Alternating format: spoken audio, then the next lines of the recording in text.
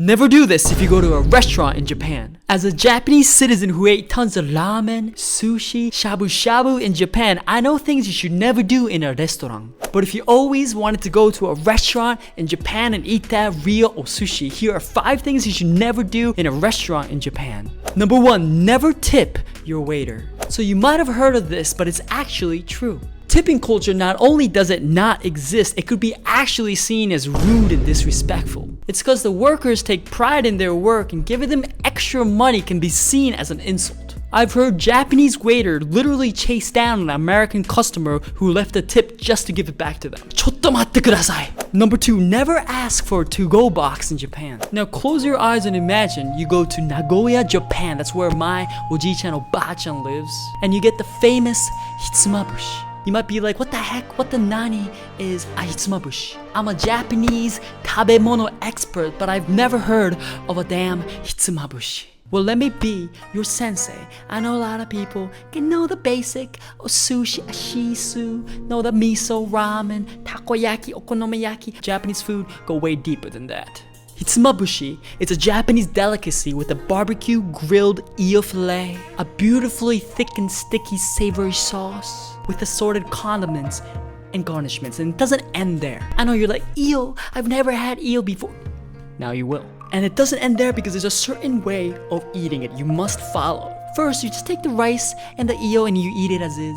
Second, you eat it with the garnishes, which are like wasabi, seaweed, nori, mitsuba, which is like a Japanese little vegetable. And 3, you would eat it with the Japanese green tea and call it ochazuke. Ocha meaning tea and zuke means to like steep into. Finally, the 4th one, you get to choose which way you like the most out of the first 3. But let's say you finished step 3, you're slurping that ochazuke grilled eel fillet, and you're like, oh my god, this is that real umai Matsu Matsu-sama was talking about. Oh wait, onaka ga ippai. I'm full. I'm too full. The eel got me good. It's in my stomach. It's swimming around. So like you don't want it to go to waste, so you ask for a to-go box to your waiter, and then the waiter stares back at you like, what the nani is this gaijin talking about? And there will be an awkward moment between you and the waiter or the waitress just staring that down, like just pure confusion from both of you. What the nani? So apparently there was a food poisoning outbreak in the late 1990s in Japan, which made it illegal for Japanese restaurants to serve a takeout food unless they have a specific takeout license. And with that, most restaurants actually don't have that takeout license, and with the fear of food poisoning, they would literally flat out, if you ask, say no, like I refuse. And it's also actually not that common to do so, especially in the cities of Japan. Mostly though, Japanese meals, especially eating out meals, are meant to be finished in one sit down. Like Japanese food seems to be more portion, it's more tinier, especially compared to the supersized, the big gulp from the McDonald's in America. It's much smaller. If you could drink half of the big gulp, you could eat any Japanese meal at a restaurant. I wouldn't recommend you finishing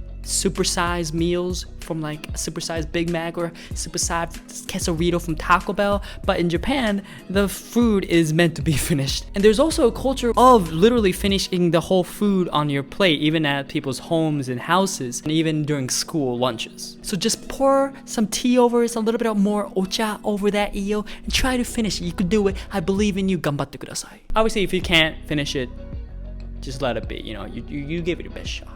Please like the video, onegaishimasu. If you've enjoyed it so far, it really helps out the channel. Number 3, never be afraid to slurp or even pick up the bowl while you eat. Coming to the US, America, I remember the first culture shocks I must some experience was that you're not allowed to slurp or even pick up your bowl while you eat. And it might even look a little sloppy and disrespectful. When I was slurping that spaghetti and meatballs in an American, my friend's house, I was picking up that bowl, drinking that chicken noodle soup, Camel's chicken noodle soup. People would, look at me on the dining table, and I was like, nanka hang. But in Japan, it's actually fun. It's even somewhat encouraged. Especially noodle-based foods like ramen, soba, udon, somen, you could just go slurping away with your chopsticks. And for soup-based food, unless you were given a spoon specifically, because sometimes chowders, other international foods exist, but most soup-based foods, if you're not given a spoon, you're supposed to eat the ingredients with your chopstick, and then the broth, you're supposed to literally pick up the bowl and drink it.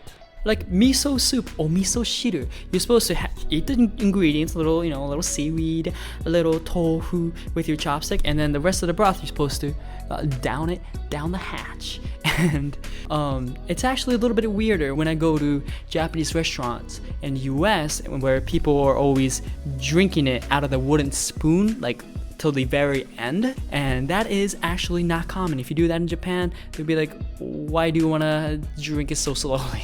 Like ramen, for example, you could slurp that noodle and finish that broth like Naruto did, and you look like a damn boss. And at a ramen restaurant, if you want to be able to go up to the ramen tencho and order shoyu ramen like a champ, check out my Skillshare course on Hiragana, the basic writing system of Japanese, as well as basic grammar, so that you could formulate your own sentence in a link in the description down below. Number 4, never forget to take off your shoes at a Japanese authentic restaurant. So certain Japanese restaurants in Japan, like I mentioned in the last video, actually requires you to take off your shoes. And you gotta, with shoes, no service. Essentially, the most common type of restaurant that requires you to take off your shoes is called the zashiki style restaurant. Zashiki is a traditional Japanese style room with a tatami flooring. Tatami is basically this like kind of bamboo-esque that's kind of green. It's kind of like layered, and you'll see it if you ever go to a Japan or even a Japanese restaurants in America. Authentic Japanese restaurant will require you to take off your shoes before you enter this zashiki style room at a specific location in a restaurant, and then you will sit on top of a zabuton. Zabuton is basically a Japanese cushion, kind of sitting cushion seat. It is actually a pretty cool cultural experience, so if you ever get a chance, don't shy away from it. Just take off your shoes, and while you're eating and experiencing that, you get that real Nippon bunka feel to it, Also, I have been to a huge restaurant establishment where you take off your shoes as soon as you enter the restaurant, and the whole inside is kind of like a ryokan feel. You could obviously go to a real ryokan, but certain restaurants have this ryokan feel where each of the rooms is literally separated. Everything is zashiki style, and each of the rooms is separated with shoji, which is basically Japanese sliding doors, and it's like a huge little ryokan Japanese traditional home restaurant, which is awesome. I would say because of this, it might be a pretty good idea for you to have socks on, little kutsushita on at all times if you're in Japan. I mean, barefoot is obviously not like prohibited, but if you got no socks and you're barefoot in that slurpa, you might look a little funky, a little silly baka. But don't worry, Japanese restaurant do basically keep it clean, so your socks isn't gonna get dirty, and it's actually probably even cleaner than other restaurants you've been to. If you're already on the way or training hard to studying Japanese and learning Japanese, and you want a bunch of practices and drills so that you get that subconscious learning Japanese, check out Nihongo Master in the description down below and use that link specifically to help out this channel. Number 5, never forget to say itadakimasu before you eat. In Japan, there is a certain phrase that you must say before and after you eat. I think there is a pretty good chance that you might have seen it in any anime you might have watched online, because even if the anime takes place in like Europe, the land of One Piece, even in Konoha Gakure, the village of the hidden leaf, they still say itadakimasu. Because Japanese culture, Japanese anime creators can't take away their culture out of it. They feel wrong, to not say itadakimasu. And you might have wondered, what does itadakimasu actually mean? Because every time I see it, the sub, I still watch sub, the sub is always translated differently. I still watch sub was the viewer. I don't watch sub. Why?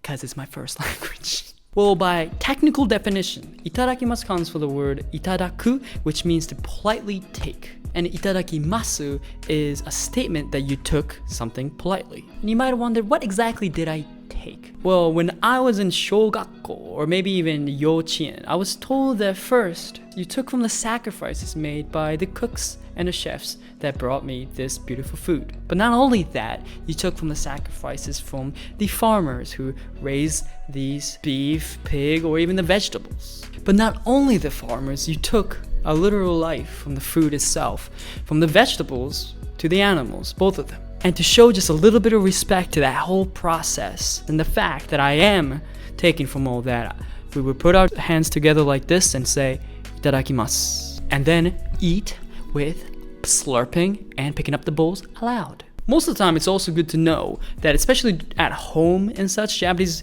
families and guests do like to wait till everybody has their food all ready to go before putting your hands together and saying itadakimasu with everyone, the whole fam. Don't sneak that food. You know, if you see a little bit of juicy looking karage, be like, oh, just one. Oh, they're gonna get you. They're gonna be like, ちょっとね、あの人、いい人なんだけど、ちょっと唐揚げね、食べたね、昨日。And after you eat in the same manner, you want to say, ごちそうさまでした. Or ごちそうさま for short. ごちそう means it's like a really great meal or a feast, I guess. And then 様でした is like with sama, respect, just like Matsu-sama, and でした, a past tense statement. ごちそうさまでした. So one more time, say it with me so that you pronounce it right. Ready? Itadakimasu. Pretty good ramen. ごちそうさまでした. Did you say it? You better have said it. Did you study Japanese today? You better have participated in a community post. And at the end of the day, if you show some respect, most Japanese people will be cool with it. If you liked the video, please like it. Subscribe to join the Nakama, and peace.